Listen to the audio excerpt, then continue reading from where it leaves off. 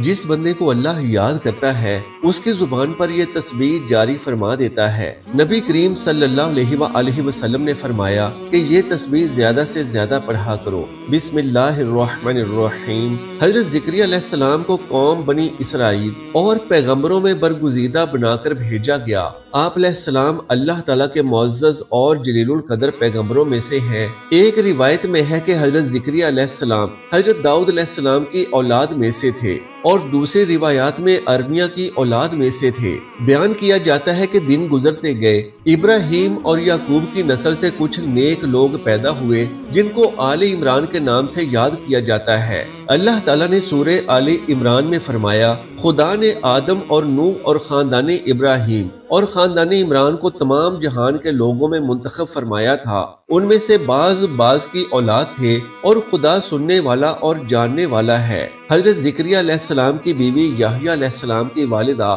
اور مریم علیہ السلام کی والدہ حنا دونوں حقیقی بہنیں تھیں، جبکہ زکریا علیہ السلام رشتے میں مریم علیہ السلام کے خالو لگتے تھے۔ حضرت عمران علیہ السلام کی بیوی نے منت مانی تھی کہ جو بچہ پیدا ہوگا اسے بیت المقدس کی خدمت کے لیے وقف کر دیں گی۔ حضرت مریم علیہ السلام کی پیدائش کے بعد جب انہیں بیت المقدس میں لایا گیا تو ان کی کفالت کی ذمہ داری اللہ نے حضرت زکریا علیہ السلام پر ڈالی۔ آپ علیہ السلام بنی اسرائیل میں معزز شخص مانے جاتے تھے۔ حضرت زکریا علیہ السلام کی کفالت میں مریم علیہ السلام نے بہت اچھی پرورش پائی اور وہ نیک، عبادت گزار اور بہت زیادہ سچ بولنے والی تھی۔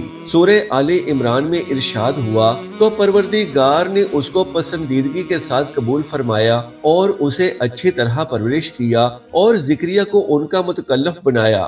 زکریا جب کبھی عبادت گاہ میں اس مریم علیہ السلام کے پاس جاتے تو اس کے پاس کھانا پاتے کی کیفیت دیکھ کر ایک دن مریم سے پوچھنے لگے کہ مریم یہ کھانا تمہارے پاس کہاں سے آتا ہے؟ وہ بولی خدا کے ہاں سے آتا ہے، بے شک خدا جسے چاہتا ہے بے شمار رزق دیتا ہے۔ بخاری و مسلم و ترمذی و نسائی کی حدیث ہے کہ آپ صلی اللہ علیہ وآلہ وسلم نے فرمایا، وہ مریم علیہ السلام اپنے زمانے میں سب سے افضل عورت تھیں اور اس امت میں خدیجہ رضی اللہ تعالی عنہا سب سے افضل عورت ہے۔ حضرت زکریا علیہ السلام نے جب حضرت مریم علیہ السلام کی فضیلت دیکھی تو ان کے دل میں بھی اولاد کی خواہش پیدا ہوئی، کیونکہ اس وقت تک آپ بے اولاد تھے، جبکہ آپ کی عمر اس وقت 100 سال سے زائد تھی اور بیوی 90 سال کی تھی۔ اولاد کی شدید تمنا کے باعث انہوں نے اللہ سے مدد مانگی، جس کا ذکر قرآن پاک میں یوں بیان کیا گیا ہے، یہ تمہارے پروردگار کی مہربانی کا بیان ہے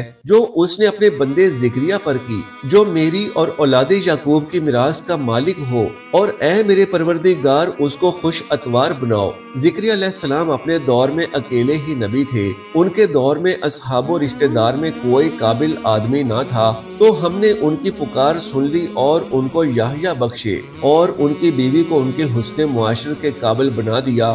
یہ لوگ لپک لپک کر نیکیاں کرتے اور ہمیں امید سے پکارتے اور ہمارے آگے عاجزی کیا کرتے تھے۔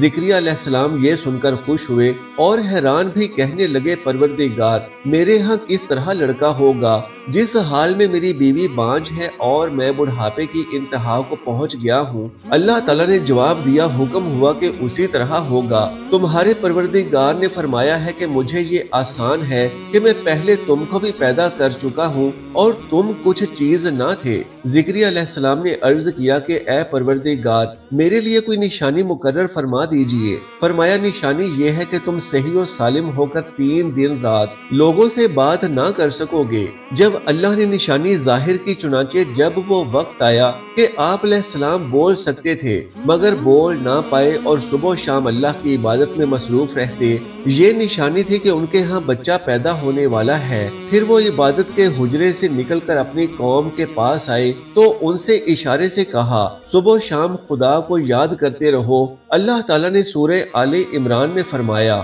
وہ ابھی عبادت گاہ میں کھڑے نماز ہی پڑھ رہے تھے کہ فرشتوں نے آواز دی کہ زکریا خدا تمہیں یحییٰ کی بشارت دیتا ہے، جو خدا کے فیض یعنی عشاء کی تصدیق کریں گے اور سردار ہوں گے اور عورتوں سے رغبت نہ رکھنے والے اور خدا کے پیغمبر یعنی نیکوکاروں میں ہوں گے۔ اللہ نے انہیں یحییٰ کے روپ میں انتہائی فرمانبردار، نیک، صالح، پرہیزگار اور عبادت گزار بیٹا عطا فرمایا۔ حضرت زکریا علیہ السلام اللہ تعالیٰ کا شکر بجا لائے اور قوم بنی اسرائیل کو واعظ و نصیحت کرتے رہے۔ جب بنی اسرائیل نے حضرت زکریا علیہ السلام کو مارنے کا قصد کیا تو آپ نے ظالموں سے بچنے کے لیے ایک درخت کے کھوکھلے تنے میں جاتے ہوئے دیکھا۔ جب وہاں پہنچے تو آپ کو کہیں نہ پایا۔ اتنے میں لوگوں کے پاس شیطان آیا اور بتایا کہ جس کی آپ تلاش کر رہے ہیں وہ یہاں ہے۔ اس کے بعد آپ کو شہید کر دیا گیا۔ انسان کتنے ہی بلند و بالا مقام پر پہنچ جائے اور اللہ کے ساتھ اسے زیادہ قرب حاصل ہو جائے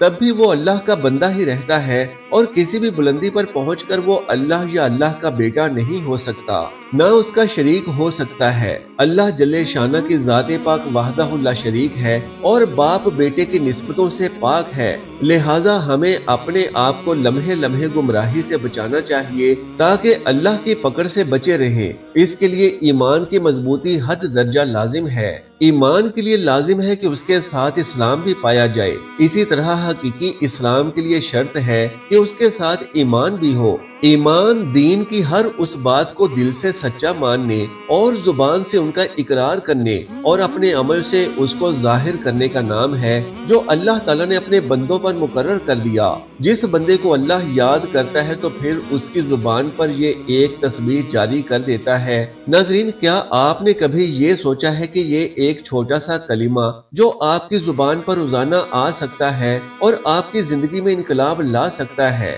وہ تسبیح جو نبی کریم صلی اللہ علیہ وآلہ وسلم نے ہمیں سکھائی ہے، یہ نہ صرف ہمارے گناہوں کو مٹا دیتی ہے بلکہ دل کو سکون اور زندگی کو برکتوں سے بھر دیتی ہے۔ اس ویڈیو میں جانیں گے کہ آخر یہ تسبیح کیوں اتنی طاقتور ہے اور آپ اسے کیسے اپنی زندگی کا حصہ بنا سکتے ہیں۔ ناظرین کرام، اللہ کی محبت اور قربت ایک ایسی چیز ہے کہ جس کا کوئی اندازہ نہیں لگایا جا سکتا۔ اللہ اپنے بندوں سے بے پناہ محبت کرتا ہے اور اس کے ساتھ ایک خاص تعلق قائم رکھنا چاہتا ہے۔ اللہ کا یہ وعدہ ہے کہ وہ اپنے بندے کو کبھی بھی نہیں بھلاتا، اور جب ایک بندہ اللہ کا ذکر کرتا ہے تو اللہ بھی اسے اپنی یاد میں رکھتا ہے اور اس کی ہر دعا کا جواب دیتا ہے۔ اللہ تعالیٰ اپنی مخلوق سے بے پناہ محبت کرتا ہے اور وہ ہمیشہ اپنے بندوں کے قریب رہتا ہے۔ کیا آپ نے کبھی یہ محسوس کیا ہے کہ جب ہم اللہ کو یاد کرتے ہیں تو ہمارے دل میں ایک عجیب سی نورانیت پیدا ہو جاتی ہے اور ہماری زندگی میں جیسے ایک سکون آ جاتا ہے؟ تو جان لیجئے کہ یہ سکون اور یہ خوشی صرف اور صرف اللہ کے ذکر سے ہی آتی ہے۔ اللہ اپنا ذکر کرنے والے بندے کے دل کو اپنی رحمتوں سے بھر دیتا ہے اور پھر وہ بندہ جو اللہ کی رضا اور محبت کے لیے اس کا ذکر کرتا ہے، اللہ اسے اپنی خاص محبت سے نوازتا ہے اور اس کے دل میں ایک خاص سکون اور اطمینان ڈال دیتا ہے۔ اللہ تعالیٰ کی رحمت، اس کے فضل اور اس کے احسانوں کو یاد کر کے بے قرار دلوں کو قرار اور اطمینان حاصل ہوتا ہے، اور اسی طرح سے اللہ تعالیٰ کی یاد قربت الہی اور محبت الہی کا ایک عظیم ذریعہ ہے، اور یہ چیزیں بھی دلوں کے قرار کا سبب ہیں۔ بلکہ حقیقت تو یہ ہے کہ اگر یہ کہا جائے تو یقیناً درست ہوگا کہ ذکر الہی کی طبی تاثیر بھی دلوں کا قرار ہے۔ اسی لیے جب ایک پریشان حال آدمی پریشانیوں میں اللہ کا ذکر کرتا ہے تو اس کے دل کو قرار آنا شروع ہو جاتا ہے۔ قرآن مجید میں اللہ رب العزت فرماتا ہے کہ بے شک دل کا سکون اللہ کے ذکر میں ہے۔ انسان پوری دنیا میں سکون کی تلاش کر لے مگر نہیں ملے گا، کیونکہ حق تعالی نے خود بتایا ہے کہ دل کا سکون میری یاد میں ہے۔ جب دل میں سکون ہوگا تو زندگی میں بھی سکون نظر آئے گا۔ جو اپنے دل میں یاد خدا بسائے گا تو وہ روحانی سکون پائے گا۔ قرآن پاک میں ارشاد الہی کا مفہوم ہے، شیطان نے اس پر غلبہ پایا اور اسے اللہ کی یاد سے غافل کر دیا۔ اللہ کے ذکر سے دل کو پھیر کر شیطان انسان کو ایسے گناہوں کی دلدل میں پھنساتا ہے کہ پھر وہ انسان ہمیشہ کے لیے غافل ہی ہو جاتا ہے۔ نبی کریم صلی اللہ علیہ وآلہ وسلم نے فرمایا کہ اللہ کا ذکر ایسے کثرت سے کرو کہ لوگ تمہیں مجنون کہنے لگے۔ خوش قسمت ہیں وہ لوگ جو دنیا کے ساتھ ساتھ اپنی آخرت بھی سنوار رہے ہیں اور جن کے دل اللہ کے ذکر سے غافل نہیں ہوتے، ان کی شان میں تو خود رسول اللہ صلی اللہ علیہ وآلہ وسلم نے فرمایا۔ حضرت ابو ہریرہ رضی اللہ تعالیٰ عنہ روایت کرتے ہیں کہ ہم نے رسول اللہ صلی اللہ علیہ وآلہ وسلم سے سنا کہ قیامت کے دن اللہ جل جلالہ قوموں کا حشر فرمائیں گے، ان کے چہرے پر نور چمکتا ہوگا اور وہ موتیوں کے ممبروں پر ہوں گے، لوگ ان پر رشک کرتے ہوں گے، اور یہ وہ لوگ ہوں گے جو اس دنیا میں اللہ کا خوب ذکر کرتے تھے۔ تسبیح تو دراصل اللہ کی پاکی اور عظمت کو بیان کرنا ہی ہے، اور یہ ہمارے دلوں کو اللہ سے جوڑنے کا ایک خوبصورت ذریعہ ہے۔ نبی کریم صلی اللہ علیہ وآلہ وسلم نے ارشاد فرمایا، سبحان اللہ و بحمدہ سبحان اللہ العظیم پڑھنا نہایت ہی زیادہ فضیلت والا عمل ہے۔ یہ کلمات اللہ کو بے حد پسند ہیں اور یہ قیامت کے دن ہماری نجات کا ذریعہ بھی بنیں گے۔ ایک دوسری حدیث میں فرمایا گیا ہے کہ یہ تسبیح پڑھنے سے گناہ اس طرح جھڑ جاتے ہیں جیسے درختوں سے پتے جھڑتے ہیں۔ سوچئے کہ کتنا آسان عمل ہے اور اس کے کتنے بڑے انعامات ہیں۔ سبحان اللہ و بحمدہ کا مطلب ہے کہ اللہ کی پاکی بیان کرتا ہے اور اس کی تعریف کرتا ہے، جبکہ سبحان اللہ العظیم کا مطلب ہے کہ اللہ بڑی عظمتوں والا اور عظیم ترین ہے اور میں اس کی پاکی بیان کرتا ہوں۔ ذکر اللہ دلوں کو اطمینان دیتا ہے۔ نبی کریم صلی اللہ علیہ وآلہ وسلم نے فرمایا کہ جو شخص پورے دن میں 100 بار یہ تسبیح پڑھتا ہے، اس کے سارے گناہ معاف ہو جاتے ہیں، چاہے وہ سمندر کی جھاگ کے برابر ہی کیوں نہ ہو۔ یہ تسبیح قیامت کے دن وزن میں بہت زیادہ بھاری ہوگی، جیسا کہ آج کل ہم تمام لوگ بے حد مصروف ہیں، لیکن صرف چند منٹ نکال کر یہ کلمات پڑھنا ہماری روحانیت کو مضبوط کر سکتا ہے۔ صبح اور شام کے اذکار میں یہ تسبیح شامل کر لیں۔ مثلاً گاڑی چلاتے وقت، دفتر یا دکان میں کام کے دوران دل ہی دل میں یہ کلمات دہرائیں۔ اپنے بچوں کو بھی یہ کلمات یاد کروائیں تاکہ وہ بھی اس کی برکت سے مستفید ہو سکیں۔ ناظرین، یہ تسبیح یعنی سبحان اللہ و بحمدہ سبحان اللہ العظیم نہ صرف ہمارے گناہوں کو مٹاتی ہے بلکہ ہمارے دل کا سکون، آخرت کی کامیابی اور اللہ کی قربت کا ذریعہ بھی ہے۔ جبکہ ایک اور تسبیح بھی ہے جو قرب الہی کے حوالے سے بے حد خاص ہے بلکہ خاص الخاص ہے۔ قرآن پاک میں حضرت یونس علیہ السلام کا واقعہ بیان کیا گیا ہے جو ذکر الہی کی طاقت اور اہمیت کو واضح کرتا ہے۔ حضرت یونس علیہ السلام جب اپنی قوم کی نافرمانی اور سرکشی کے سبب مایوس ہو کر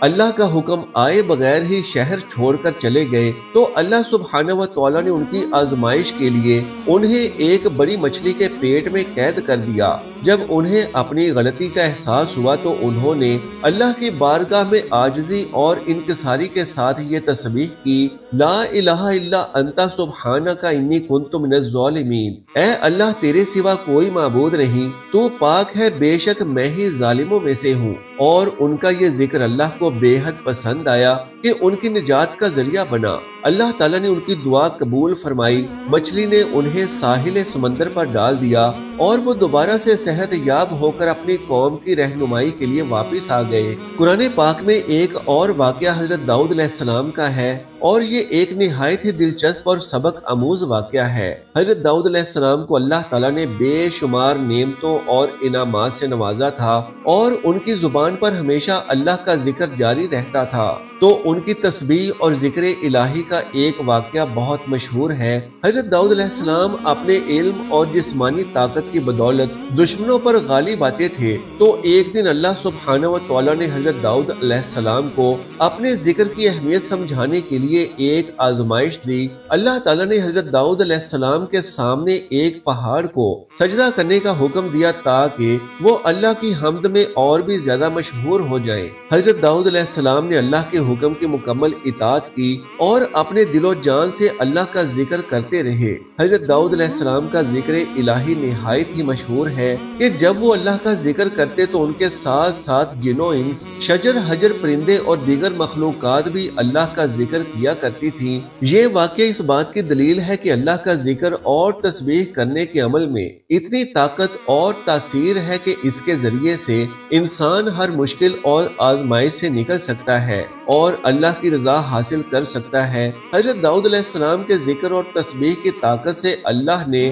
ان کے دشمنوں کو ہلاک کر دیا اور ان کے اختیار اور حکومت میں مزید اضافہ کر دیا۔ تو آئیے آج سے ہم سب اس بات کا عہد کریں کہ پورے دن میں کم سے کم چند منٹ نکال کر اللہ کے ذکر والی تسبیحات ضرور پڑھا کریں، کیونکہ ایک ادنا انسان جب عظیم الشان اور عالی مرتبت اللہ رب العالمین کو یاد کرتا ہے تو اللہ بھی اسے یاد کرتا ہے، اور اللہ جس کو یاد کرنا چاہتا ہے تو اس کی زبان پر اپنا ذکر جاری فرما دیتا ہے۔ اللہ کو یاد کرنے کے لیے بتائی گئی تسبیحات بہت چھوٹی ہیں، لیکن ان کی طاقت اور تاثیر بہت زیادہ ہے، اور یاد رکھیں کہ ذکر الہی میں مشغول رہنا ہی ہماری اصل کامیابی ہے۔ اللہ تبارک و تعالیٰ سے دعا ہے کہ ہمارے تمام صغیرہ و کبیرہ گناہوں کو معاف فرما کر ہماری زبانوں کو ذکر الہی سے تر فرما دے، آمین یا رب العالمین۔ محترم ناظرین، اللہ کا ایک پیارا سا نام نیچے کمنٹ باکس میں ضرور تحریر فرما دیجئے۔ جزاک اللہ خیرن کثیرا۔ اللہ ہم سب کا حامی و ناصر ہو۔